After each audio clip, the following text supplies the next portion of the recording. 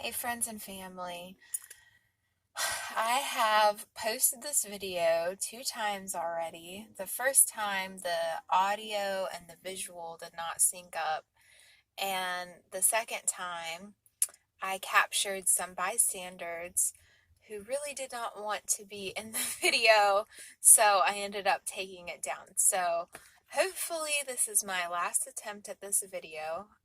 In this video, I really just wanted to outline my hospital experience, something that I planned to do like a week and a half ago. But I have just been too uncomfortable physically and even mentally to do it. So the last couple days I was like, you know what, I really got to get this done. I don't want to start something and not finish it. The purpose of this video is before I went into surgery, I looked on YouTube to try to find other people's experiences of going through major surgeries without any narcotics, and I couldn't find anything. So these videos are really, they're just to share my experience and the hopes of that they'll help somebody, because this is a common occurrence for people in recovery to have surgeries. And again, I posted in my first video a disclaimer that, if you are in recovery and you do end up having to take narcotics of some sort, there's no judgment here. Obviously, there's a lot of surgeries that are a lot more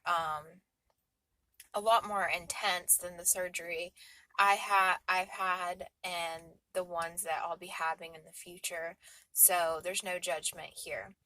Anyway, I just want to get right into it, and mainly my hospital experience. I'm just going to highlight the medications that I was allowed to have and the tips that I would give anybody trying to go through this experience without narcotics. Um, so when I got to the hospital and I got sent to the back to prepare for surgery, the very first thing I did was I pretty much told anybody who came into my room that I was allergic to narcotics, specifically opiates, benzodiazepines, and even tramadol. I did this because, one, those are the three classes of medication that are like go-to pain relievers and anxiety relievers for people having surgery.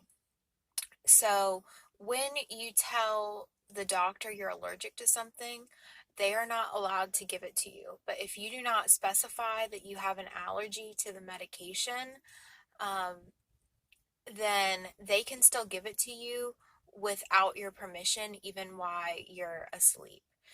So I didn't want that to happen. So I've just learned to say that I have an allergy, but I also tell them that I'm an addict. I'm not lying or being dishonest there. In my recovery belief, I literally do have an allergy to these medications. So I got a little bit of pushback from the nurses, which was expected, but all my fears were calmed when my anesthesiologist came in. He was so great. He just basically said, we're going to find a creative way. Oh, look at that. The sun's rising. Oh, okay. Sorry. We're going to find a creative way to get you through this without any narcotics.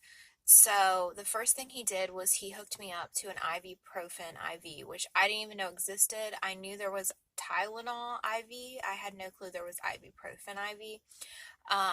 So if you do this, you should be prepared that it will burn for a few minutes while your body gets used to the medication. And by burn, I mean it burns in the arm, like the injection site. So that sucked, but I was able to get through it. And honestly, I don't have the best pain tolerance. People might think I do because I have tattoos. I've learned to endure pain, but as far as like the feeling of pain, I really don't have a great pain tolerance. So, then when they wheeled me to the back, that was an absolute terrifying experience. That was one of the worst things about this whole experience, and I hadn't even been cut yet. It was just all in my head. But usually what they do is they give you like Xanax or Valium on your way to the surgery room so your nerves are calmed. I didn't have that. So when I went back there and I saw like all the things that were going to cut me open laid out on a table, I started crying. And that's okay. That's the body's natural soothing response. So I just let myself cry. And I also started saying the long form of the Serenity Prayer. Now, I understand not everybody's a believer, so maybe a mantra would work for you. Luckily, they put me out pretty quick. And while I was under, the two pain relievers that they mixed with the anesthesia were lidocaine, which is a numbing agent, and clotidine, which is something that brings your blood pressure down. When I woke up, that was the absolute worst part, is waking up from the surgery. It burned so bad. It really did. My body was in shock from the trauma, and I couldn't move parts of my body because of the anesthesia. I felt confused. I had a lot of other body stuff going on just as reactions to having fluids in my IV, and I was given something to dry up all my spit. They do this because they don't want you choking on your drool because they have a tube down your throat. So once I got some water and took care of my bodily needs and wiggled my big toe, so to say, I was able to then just focus on the uncomfortability of the actual wound, which made it not so overwhelming. And that's what really one of my biggest tips to anybody going through a physical pain is you want to eliminate all other distractions and all other discomforts, because if you add on other discomforts on top of the pain you're already feeling, it becomes overwhelming. So once I did that, yes, it hurt really bad, but I did still have the ibuprofen. Um, and my body's natural pain response began to kick in. Just like when getting a tattoo, people will tell you at first it hurts really bad, but after a certain point, it actually starts to feel good because your body starts naturally releasing that dopamine as a natural pain response. So as time went on, it just began to be alleviated. I don't think I said that right, but the pain became less and less. And by the time I got up to the actual hospital room, it was manageable. The pain was manageable. Now, I'm not saying it's going to be like that for every single surgery that I have, but I thought it was going to be a lot worse. I really did. And the other thing I should mention is when I went in, the surgery we originally had planned, which was to take part of my thigh and put it on my neck. The doctor said I still need that in the future, but he did decide to take the graft from the healthy side of my neck and pull it over like a flap.